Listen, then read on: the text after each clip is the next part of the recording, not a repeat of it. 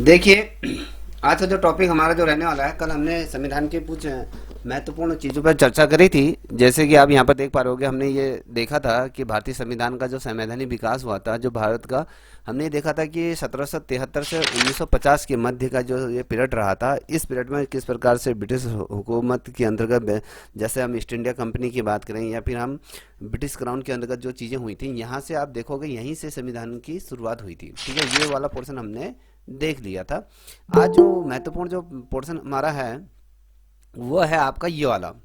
देखिए, भारत में संवैधानिक विकास किस प्रकार से रहा। मैंने आपसे कहा कि भारत में जो संवैधानिक विकास किया है, एक बहुत धीमी गति से होने वाला एक विकास क्रम है। जिस प्रकार से विकास क्रम होता है ना, कि हमारा मनुष्य का जो विकास क्रम होता है, धीरे धीरे धीरे धीरे बदलाव होता है। तो इसी प्रकार से जो भारतीय संवैधानिक जो व्यवस्था का जो निर्माण हुआ था, वो एक निश्चित समय में, अगर कहें एक निश्चित समय में नहीं हुआ, वरन अगर मैं बात करूं, इसका जो विकास क्रम रहा वो बहुत धीरे धीरे इसका हमें परिणाम देखने को मिला। हम कहें 1773 से लेकर 26 जनवरी 1950 की अगर हम बात करें, तो यहाँ तक ये जो दौर था, ये धीमी गति का ये दौर था। तो यहीं से क्या होता है, संविधान का कहीं ना कहीं नींव रखी गई थी। आप यहाँ पर देख पा रहे होगे, 26 जनवरी 1950 को भारत के नए गणराज्य का शुभारंभ हुआ। कब हुआ? ये 26 जनवरी 1950 को। हम बात करते हैं, हम बात कहाँ से कर रहे थे? हम बात यहाँ से कर रहे थे कि जो 1773 से हम बात कर रहे थे। तो यहाँ से हमें समझना बड़ा ही अत्यंत अनिवार्य होगा। देखिए, जिन बच्चों ने पहले नहीं पढ़ा था, हम फिर से दोबारा बहुत ज़्यादा डीप चलेंगे। यहाँ पर देखिए, भारत का जो संवैधानिक विकास है वो 1773 से 1950 के मध्य, ये तथ्य पर विचार करना और उसे समझना हमारे लिए क्या होता है, बहुत ही अत्यंत महत्वपूर्ण हो जाता है। ये इसलिए महत्वपूर्ण हो जाता है, जैसे आपको पता है कि कॉन्स्टिट्यूशन की जब हम बात करते हैं, संवैधानिक दस्तावेज है जिसमें क्या होता है, शासन में उनके जो मूलभूत सिद्धांत होते हैं, हम उनका वर्णन करते हैं। और इसके अनुरूप क्या होता है, किसी भी देश को संचालित करने के लिए, चाहे वो राज्य स्तर पर हो या केंद्र स्तर पर हो, या राज्य के शासन का संचालन इसमें बेहतर तरीके से किया जाता है। अब यहाँ पर देखिए, हम कहते हैं कि संविधान आखिरकार क्या है और किसी भी देश के लिए इसका महत्व क्या है। हम बात करते हैं कि जो संविधान है वो क्या है। पहले तो हमें ये समझना होगा कि जो संविधान है क्या है और किसी देश के लिए इतना ज़्यादा महत्वपूर्ण क्यों होता है।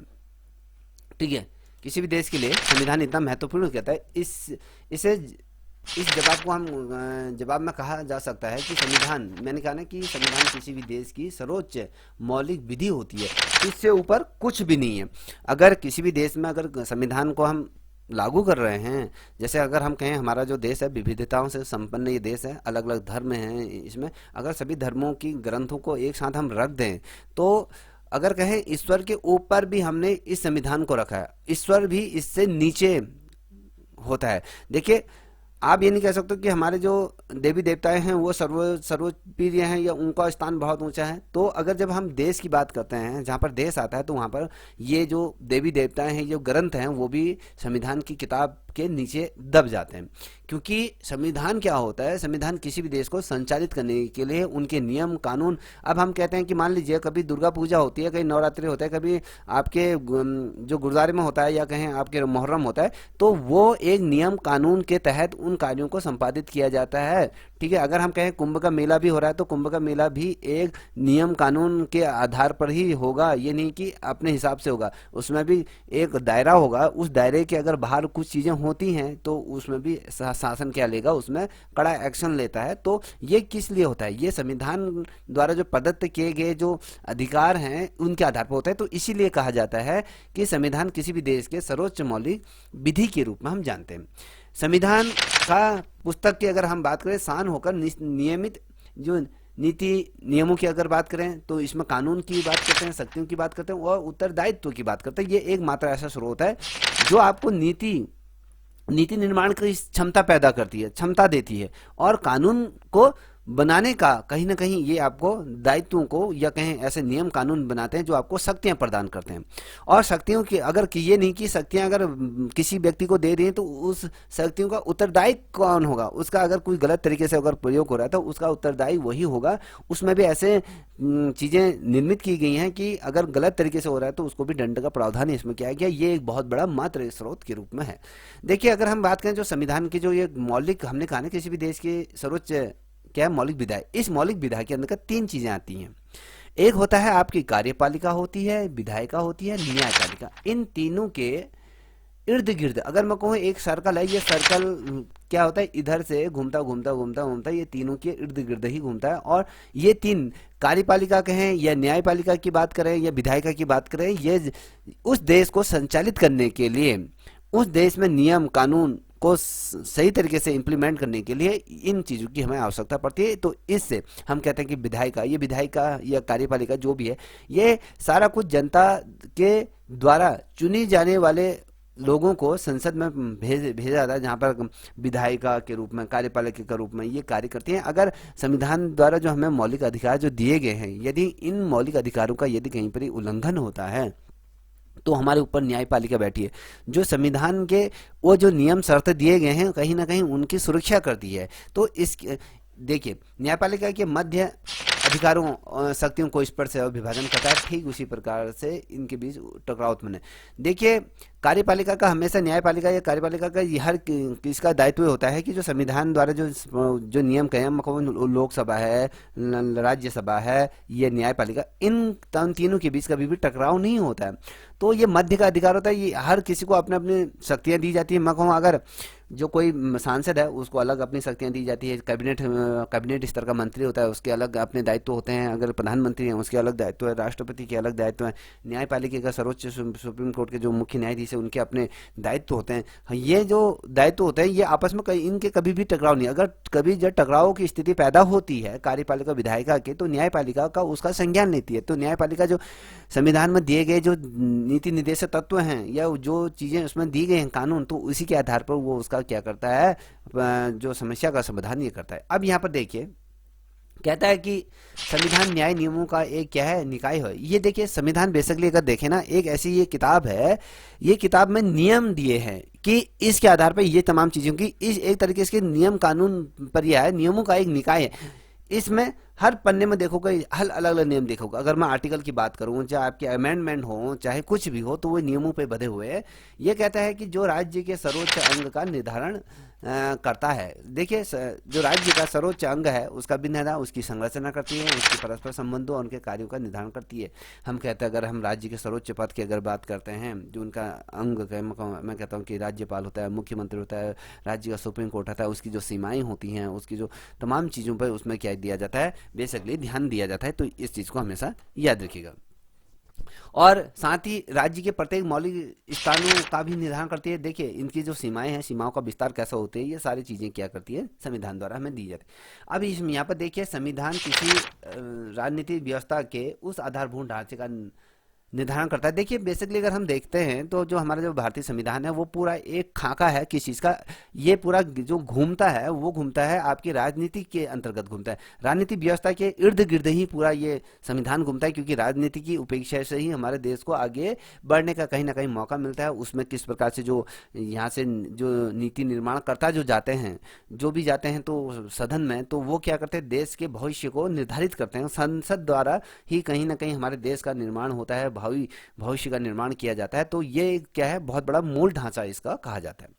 इसके अंतर्गत क्या होता है, उसकी जनता शासित होती है। देखिए, बेसिकली संविधान में राजनीतिक व्यवस्था तो है, मगर संविधान ने इतनी खूबसूरती से बाबा साहब ने इसको गढ़ा है कि इसकी शक्तियां किसी राजनीतिक पार्टियों के हाथ में ना देते हुए ये जनता जनार्दन में दे दिया कि जनता जनार्दन ही निर्धारित करती है कि कौन सा दल सत्ता में बैठेगा, कौन से भारत के उस नीति निर्माण भविष्य को आगे बढ़ाएगा, भारत को एक अन्य देशों से पृथक करके एक विकसित राष्ट्र के रूप में ये गढ़ेगा। तो ये जनता के हाथ में निर्धारित है।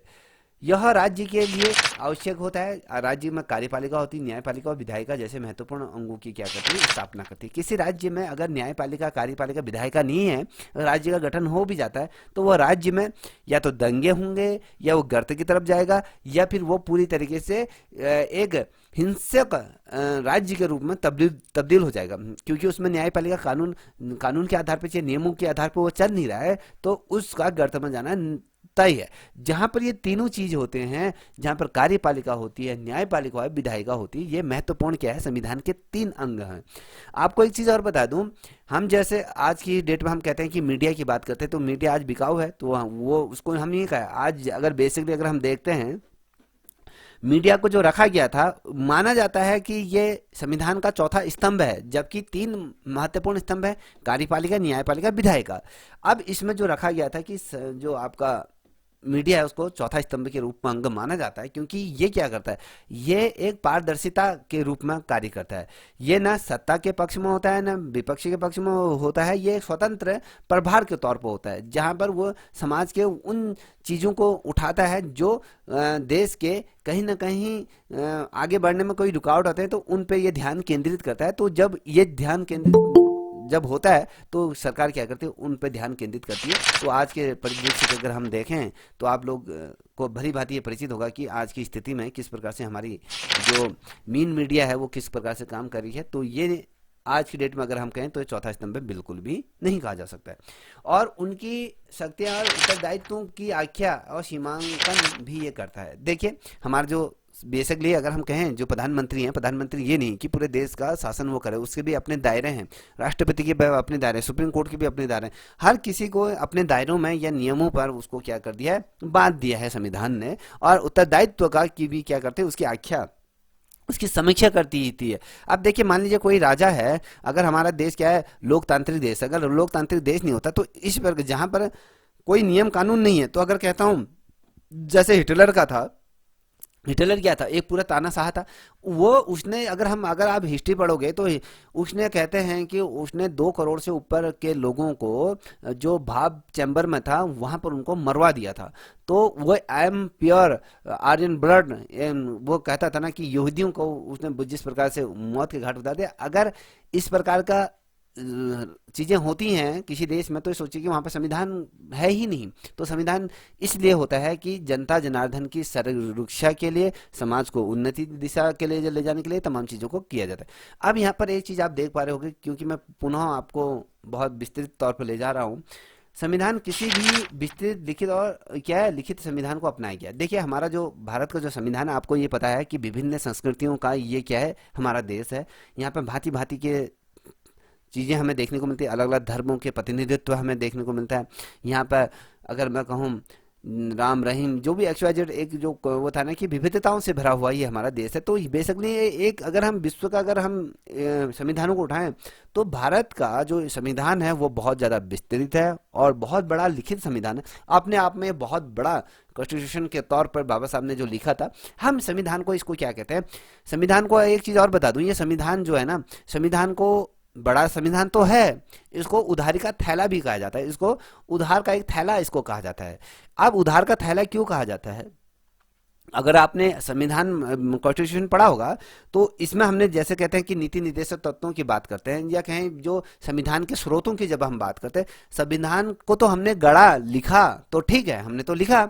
अब इसके जो स्रोत है, हमने स्रोत कहाँ से लिए भैया, पहले तो हमारे देश में संविधान नहीं था। हम तो ऐसे लोगों से, मान लीजिए 2 पल के लिए सोचिए कि आप आपकी कक्षा में ऐसे बच्चे हैं जो बहुत ज्यादा उत्पाद मचाते हैं, और किसी दूसरे विद्यालय में बहुत शानदार बच्चे हैं जो अच्छे तरीके से बोलते हैं, सलीके से बोलते हैं। तो हम क्या करेंगे, हमें अपना विद्यालय अगर सुधारना होगा तो उस विद्यालय को हमें कॉपी करना होगा। किस प्रकार से अनुशासन है वहां पर, किस प्रकार से बच्चों को हमारा वहां पर चीजें क्रियान्वित हो रही। तो इसी प्रकार से जो भारतीय जो संविधान था, चाहे हम आयरलैंड की बात करें, ऑस्ट्रेलिया की बात करें, फ्रांस की बात करें, जापान की बात करें और USA की बात करें, तो कनाडा की बात करें, तो हर देश से हमने उसकी अच्छाइयों को लिया। ठीक है, अलग अलग चीजों को हमने लिया कि भैया इस देश में ये चीज अगर बेहतरीन चल रही तो ये इसकी खूबसूरती को उठाकर हम अपने संविधान में ले। तो अलग अलग स्रोतों से, अगर अलग अलग देशों से हमने क्या किया है, इस को अडॉप्ट किया, तो इसलिए इसको हम क्या कहते हैं, उधार का कहीं ना कहीं एक थैला कहते हैं। तो याद रखिएगा। और इसका निर्माण की जब हम बात करते हैं तो जो है, जो संविधान सभा कॉन्स्टिट्यूशन असेंबली द्वारा इसको किया गया। संविधान सभा की हम जब बात करते हैं तो आपको हमने पूर्व में भी बताया था। मुझे कोई ये बताएगा कि संविधान सभा के लिए सर्वप्रथम पहली मांग कब उठी थी, किसने उठाई थी, जल्दी से आंसर दीजिए, किसने उठाई थी, बताएगा। तो जवाहरलाल नेहरू ने। जवाहरलाल नेहरू पढ़ा था। यस सर, आपने पढ़ाया था। सर बाल गंगाधर तिलक सर। देखिए ये कह रहा है बिल्कुल सही, बेटा पहले पढ़ लो, ऐसी करके आपका ये नहीं निकलेगा, आप हवा हवा में चल लो। ये देखिए संविधान सभा के लिए सिद्धांत का दर्शन सर्वप्रथम जो बाल गंगाधर तिलक ने निर्देशन में जो नीति जो स्वराज विधेयक था इसमें मिलता है। तो यहाँ पर जिक्र हुआ था। अगर हम कहें निर्माण की, जहां पर हम बात करते हैं संविधान के निर्माण के लिए जो अपने रूप में बल दिया था, तो 1922 में महात्मा गांधी जी ने क्या कहा था, भारतीय संविधान के निर्माण के लिए क्या करा, भारत की संविधान सभा की आवश्यकता पर बल दिया। गांधी जी ने कहा कि 1922 में कहा कि भैया ये हमें भी अपने देश को, जब हमारे देश क्या है आज़ादी की तरफ बढ़ रहा था तो कहीं ना कहीं सुगबुगाहट पूर्व में होनी, तो हम गांधी जी को ये फील हो गया था कि भैया अगर हमारे देश को अगर आगे आज़ाद होकर अगर ये आज़ाद हो जाएगा, ब्रिटिश से आज़ाद हो जाएगा, तो गांधी जी ने पूर्व ही इसका अनुमान लगा दिया था कि भारत की दुर्दशा, अगर संविधान नहीं होगा तो भारत की दुर्दशा ऐसी हो जाएगी जो कि ना मुगलों के समय में हुई थी ना ब्रिटिशों के समय में होती, ये बहुत ही भयानक हो जाएगा। तो इस चीज़ का अनुमान हो गया था, क्योंकि इस समय जो वर्क हो रहा था, वो जो जिस प्रकार से पूरे देश को जो संचालित कर रहे थे वो कौन चल रहे थे, ब्रिटिशर कर रहे थे। आपको ब्रिटिशरों की मैंने बात बताया, 1773 से जब कंपनी शैली आ गई थी तब से उन्होंने क्या कहते हैं यहाँ की नीति निर्माण का कार्य करना शुरू, क्योंकि वो उनको पता है कि किस प्रकार से किसी देश को संचालित करना है।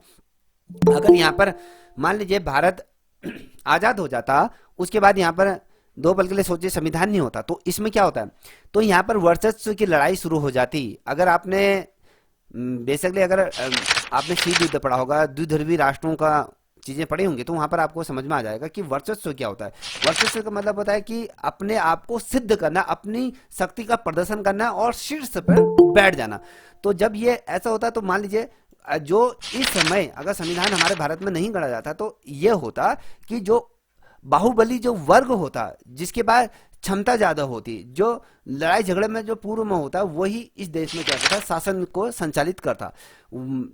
कहीं फिर ऐसा होता है, बहुत से ऐसे गुटों के बीच युद्ध होता है, वो कहता है कि मैं राजा बनता हूं, मैं देश को संचालित, तो लड़ाई झगड़ा होता है, कहता है कि मैं सर्वप्रिय हूं, तो ब्राह्मण कहता है मैं सर्वप्रिय हूं, क्षत्रिय कहता है मैं सर्वप्रिय हूं, एससी वाले कहते हैं मैं सर्वप्रिय हूं, जो आदिवासी हैं कहते हो। तो हमेशा ये जो हमारा देश होता, ये हमेशा युद्ध के उसमें हमेशा जलता रहता। हर कोई क्या होता है, ऊंचे सत्ता में बैठने की क्या करता है, कोशिश करता है। तो महात्मा गांधी जी ने 1922 में ये क्या कहा था, भारतीय संविधान के निर्माण के लिए इन्होंने कहा था कि भारत की जो संविधान सभा के लिए इन्होंने इस पे बल दिया था। अब बात करते हैं कि जो भारतीय संविधान के सिद्धांत का और दर्शन का जो सबसे पहला जो हमें जिक्र मिलता है, वो बाल गंगाधर के जो तिलक के जो निर्देशन में एक निर्मित जो था, जो स्वराज विधेयक में हमें सर्वप्रथम इसको मिलता है। ठीक है, यहां तक समझ में आ गया होगा। और 1940 में अगस्त प्रस्ताव में अंग्रेजों ने क्या किया, जो सर्वप्रथम भारतीय संविधान की जो मांग थी उसको स्वीकार यहाँ पर कर लिया था। आपको ये पता होना चाहिए। जब ये तो हमें बहुत, अभी हम पीछे चल रहे हैं, ये तो बहुत आगे बढ़ गए, तो हम यहाँ पढ़ रहे ना। अभी तो आपको मैंने क्वेश्चन बनाया तो ये बता दिया, तो अभी तो हम 1773 में जाएंगे, फिर वहां से हम आगे को बढ़ेंगे। ठीक है, हम वहां से फिर आगे को बढ़ेंगे। तो जब हम आगे बढ़ेंगे तो इसके लिए क्या होगा, इसके लिए देश के ऐतिहासिक पृष्ठभूमि ने भी संविधान को प्रभावित किया। देखिए जो हमारे जो देश की, मैंने जो आपकी पृष्ठभूमि, ऐतिहासिक पृष्ठभूमि ने क्यों भारतीय संविधान को प्रभावित किया, तो ये यहाँ पर आपको मैंने बता दिया। अब देखिए भारत के संविधान को भली भांति के लिए ब्रिटिश शासन काल में हुए जो संवैधानिक विकास के बारे में हमें यहाँ पर जानना बहुत ही ज़्यादा महत्वपूर्ण। जो चीज़ें हुई ब्रिटिशों के समय में, मैंने आपसे क्या कहा, जैसे ब्रिटिश ईस्ट इंडिया कंपनी के अंतर्गत था या ब्रिटिश क्राउन के अंतर्गत था, तो हम जब बात करते हैं 1773 से लेके 1947 जब हमारा देश आज़ाद हो गया था तब तक की अगर हम बात करते हैं, तो ये वाला जो दौर है, पहले हमें इस दौर को समझना होगा। आप सीधे आपने कहा कि भैया आप संविधान पढ़ना शुरू कर दिया, आपने ये कहा कि भारतीय संविधान क्या है, ये है, आपने उसके जड़ों को नहीं समझा। मैंने कल भी आपसे कहा था कि एक बच्चा वो है जो जिसको एक आम का लदा हुआ पेड़ मिला है, उसने क्या करा, आम के पेड़ में चढ़ा, आम का फल तोड़ के खाने लगा। एक वो बच्चा है जिसने उस बीज को, उसने अपने बीज को हाथ में लिया, बीज को रोपा, उसमें अंकुरित हुआ, उसको पानी दिया, उसको खाद दिया, समय समय पे उसकी देखभाल करी, और एक वृक्ष के रूप में वो बना, पौधे से वृक्ष का रूप लिया, वृक्ष के रूप में से फिर वो फलों के जब उसको अंकुरित हुए, जब उसमें बौर आया या फिर उसमें जो फल लदाए, तो उसको ये पता है कि आम का पेड़ कैसे लगता है, किस प्रकार से उसमें क्या क्या चीजें समय के साथ कब उसमें कौन से उसमें सीजन में उसमें फल लगते हैं। अब जो सीधा फल तोड़ के खा रहा है उसको क्या पता होगा कि भैया फल कैसा लगता है, कौन से सीजन में लगता है, उसने तो सिर्फ खाने के से मतलब है। तो यहाँ पर क्या करते हैं, जितने भी बच्चे लेक्चर की तैयारी करते हैं वो सिर्फ वही फल खाने की कोशिश करते हैं कि हाँ ये फल खाएंगे तो हमें सब कुछ आ जाएगा। बिल्कुल नहीं। एक बच्चा जो पढ़ रहा है आपके संवैधानिक विकास को पढ़ रहा है, वो जो पढ़ रहा है आपके ईस्ट इंडिया कंपनी के अंतर्गत जो रेगुलेटिंग एक्ट 1773 था या 1784 था, 1793 था या 1813 था या 1833 था या 1853 था, जो ये पढ़ रहा है और साथ ही ईस्ट इंडिया कंपनी के ये चीजें पढ़ ले, फिर पढ़ता है, वो कहता है कि ब्रिटिश शासन को पढ़ता है, जिसके अंदर हम कहते हैं कि भारत अधिनियम जो 1858 था या 1861 था, 1892 था या 1909 था या 1919 था, 1935 था, 1947 था। एक बच्चा ये पढ़ के आ रहा है और कोई बच्चा सीधे पढ़ रहा है, तो उसमें बहुत ज्यादा विविधता देखने को मिल जाएगी। मैंने कल एक चीज बताया था, कोई बताएगा मुझे इस चीज को, कि मैंने ये कहा था कि जो भारत का जो संवैधानिक विकास है इसको कितने भागों में विभाजित किया गया है। चलिए बताइए कितने भागों में इसको विभाजित किया गया, जल्दी बताइए, चलिए बताओ। हेमा देख रहे हो, ये ललित विश्वकर्मा की इतनी क्षमता नहीं है कि वो आंसर में उत्तर दे सकता है। चलिए, और कोई भागना चाह रहा है, उल्टे पांव भाग जाइए। एक वो था ना, तुमसे ना हो पाएगा बेटा। चलिए हेमा जी। सर मैंने तो कल की क्लास ली नहीं थी। और भरद्वाज जी, अनिल जी आप ही बताइए। दो भागों में बताया था सर आपने। हाँ हाँ, दो भाग बताए थे बिल्कुल। कौन कौन से बताओगे? हाँ, एक तो ईस्ट इंडिया कंपनी के अंतर्गत बताया था, एक ब्रिटिश काउन वाला बताया था आपने ना, भारतीय शासन अधिनियम। बिल्कुल सही। क्यों आरती, मुंह में दही जमी है? तुम्हें तो कल पढ़ाया था, तुम्हें। यस सर, कल पढ़ाया था, कल बताया था सर मैंने, आपने पूछा था तो। हाँ, तुम्हें तो शर्म आनी चाहिए। सबसे जितने भी यहाँ पर बच्चे जुड़े हैं, एक प्रधानाध्यापक जो अब वो भी उच्च पद के लिए प्रिपरेशन कर रहे हो और आप लोग हो, आप वो बता नहीं पा रहे हो तो कौन निकलता है। एक चीज ध्यान में रखिएगा, जो ये लेक्चरर के जो पदों के ये जो तुम प्रिपरेशन कर रहे हो ना, इसमें अधिक से अधिक जो प्रतिभाग करते हैं, जितने भी लेक्चर एलटी में जो टीचर हैं, प्राथमिक में जो टीचर हैं, वो सबसे ज्यादा प्रतिनिधित्व तो ये करते हैं, और आप लोग तो हो ही उसमें। यहाँ पर ये नहीं होता है कि 10% वो विभागीय होगा, ऐसा नहीं होता। इसमें सभी लोग क्या करते हैं, प्रतिभाग करते हैं। तो ओवरऑल अगर 400 सीटें निकली हैं तो 400 में से 200 सीटें तो जो लेक्चरर हैं, नहीं जो एलटी में जो कार्यरत हैं, वर्तमान समय में जो टीचर हैं, वही सबसे ज्यादा पद ले जाते हैं। और जो जो लड़का होता है, जो आप जैसे लोग तैयारी करते हो, कहते हैं वो हाथ मलते रह जाते हैं। क्यों भैया, तुम तो पढ़ते नहीं हो। वो तो अपने वो उच्च पद के लिए अग्रसर रहते हैं ना, उनको पता है कि पद क्या होता है। तुम लोगों को पद क्या होता है, तुम्हें तो ये बेरोजगारी क्या है, तुम्हें तो बेरोजगारी का मतलब पता नहीं है।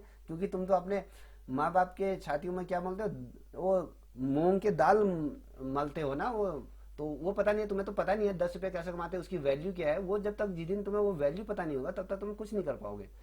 बेशक मेरी बातें कड़वी लग रही होंगी, तो कोई बात नहीं, कड़वी लग रही तो लेफ्ट हो जाइए। चलिए, बिल्कुल सही कहा था अनिल जी ने।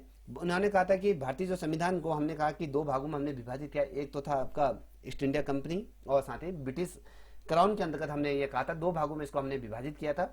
ठीक है, अब उसको विभाजित तो हमने कर दिया। अब यहाँ पर देखिए, अब बहुत ज्यादा मैं डीपली चल रहा हूँ। देखिए यहाँ पर लाइट जा चुकी है। आप यहाँ पर मेरे यहाँ पर ये देख पा रहे हो, 5 मिनट और बचेंगे। जब लाइट आ जाएगी तो दोबारा मैं लिंक शेयर कर दूंगा। देखिए, संवैधानिक विकास की अगर मैं बात करूं तो यहां से आपका बहुत ही ज्यादा महत्वपूर्ण टॉपिक चलते हैं।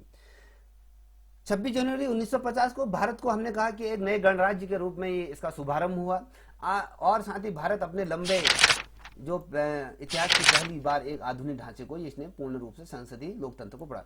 देखिए हमने जब बात करी 1773 से लेकर, या कहें अगर हम बेसिकली अगर देखें तो भारत की छाती में तो हमेशा जितने भी भारी जो शासक रहे हैं, हमेशा भारत की जो धरती को, चाहे वो सिकंदर के घोड़ों के टापुओं की बात करें या मुगलों की बात करें या फिर ईस्ट इंडिया कंपनी के वो बड़े बड़े टैंक या फिर जो भी रेलगाड़ियों के तलवे, अगर भारत की हमेशा इस धरती को क्या रौंदा गया। तो ये लंबा इतिहास रहा है। बेसिकली अगर देखें तो अभी हमें जुम्मे 1950 को हमारा संविधान लागू, 1947 से हमें आजाद हुए, अभी तो जुम्मे हमें 75 साल भी, 75 76 78वां अभी हम चल रहे हैं, तो ये अभी इतने ही साल हुए हैं। हमें कहते हमें एक दशक भी नहीं हुआ है। तो अभी हम अपने आप में बहुत ज्यादा गुरूर करें, ये गुरूर ठीक नहीं है, क्योंकि हमें जुम्मे हम तो अभी अंडे के खोल से बाहर निकले। तो वो देशों के बारे में सोचे ना जो अभी सुपर पावर बन चुके हैं। हम तो क्या विकासशील देशों की श्रेणी में अभी भी हम अपने पैरों को रेंग रहे हैं, और कुछ ऐसे देश हैं, जबकि हमारा चाइना हमसे बाद में आजाद हुआ, वो सुपर पावर बन गया। सुपर पावर क्यों बना? वहां का जो लोकतंत्र है, जो जिस प्रकार से वहां लोगों को, समाज को जिस प्रकार से एक साथ लेके चला गया, तो उसके बलबूते गया। यहाँ पर भारत आजाद तो हुआ, यहाँ पर दो चीजों का सर्वाधिक रूप में बेनिफिट हुआ। किनको? एक तो राजनेताओं का भला हुआ यहाँ पर। एक जितने भी अभी हम आज वर्तमान समय में अगर देखें, जितने भी बाबा लोग हैं, दो लोग यहाँ पर बहुत ज्यादा फले हैं, फूले हैं, जो आपके या तो राजनीतिक पार्टियां फली फूली हैं, या तो कहें जितने भी धर्म के जो बड़े बड़े ठेकेदार हैं, जो धर्म के नाम पे लोगों को चुना लगाते हैं, वो दोनों यहाँ पर फले फूले हैं। जो आम जनमानस की बात करें, आज भी वो उसी स्तर पे है, आज भी उसी कंडीशन में आज हमारा देश है, जहां पर हम कहें, जहां पर हमारे देश में भूखमरी है। अगर आप कहोगे हमारे देश में भूखमरी नहीं है, तो 5 किलो राशन वो 80 लाख करोड़ लोगों को क्यों दिया जा रहा है? क्यों दिया जा रहा है ये बताइए। अगर फ्री राशन क्यों दिया जा रहा है? क्योंकि हमारे देश में अभी भी दरिद्रता है, अभी भी हमारे देश में गरीबी है, हम गरीबी से उबार नहीं सके, तो इसलिए हम फ्री राशन दे रहे हैं। आज भी 5 किलो राशन में हमारा पूरा आधी से आधी देश क्या है, उस पर निर्भर है। अब ये निर्भरता कब हटेगी? जब हम पूरे तरीके से समर्थ होंगे, हम विकसित राष्ट्र के रूप में, जब हमारी आमदनी, जब हमारी राष्ट्रीय आय, जब हम इक्वल चलेंगे, तब जाके हम कहेंगे हम विकसित राष्ट्र के रूप में हैं। तो बेसिकली अगर हम देखें, जो भारत का जो संविधान है, उसके लंबे इतिहास में पहली दफे एक बार ऐसा आधुनिक ढांचे को हमने पूर्ण रूप से संसदीय रूप में, लोकतंत्र के रूप में हमने कहीं ना कहीं इसको हासिल कर लिया है। तो याद रखिएगा। और लोकतंत्र और प्रतिनिधि भारत के लिए पूर्णतः एक नई नहीं है। जहां पर हमने कल कहा कि प्रतिनिधित्व करने की जब हम बात करते हैं, भारत के लिए प्रतिनिधित्व ये नई बात नहीं है, क्योंकि भारत में चाहे निकाय की बात करें, लोकतंत्र की बात करें, तो समय समय पर इसने अपना प्रतिनिधित्व